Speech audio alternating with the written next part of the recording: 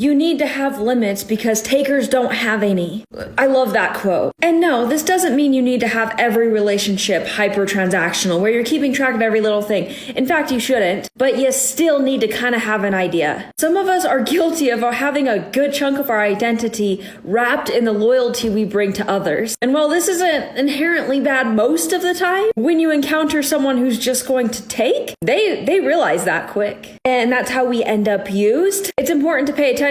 Do they actually reciprocate? Do they try their best? And their best may not be as good as your best, to be fair. But sometimes we give those people a little too much credit, and then they get away with using us longer. They may not even care about us as human beings, and that can be really painful. And the hardest part for some of us is realization that we need to pour more into ourselves rather than these other people that just keep taking without even having any ounce of gratitude. And let's be real here, sometimes we're so busy giving to those takers that we're giving less to the people that actually reciprocate and bring value into our lives. Pay attention to those people. Maybe they're not getting enough from you because you're too busy giving to this person that doesn't care about you at the end of the day.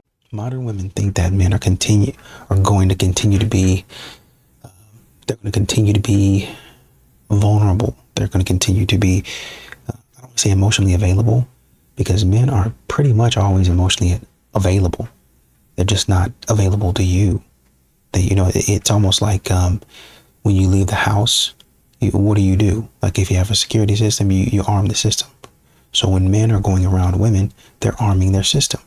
And when they get around their boys or their family or friends, some men have women friends that they can be vulnerable around, but not you. Can you imagine that? And get this, there are some men in relationships right now that have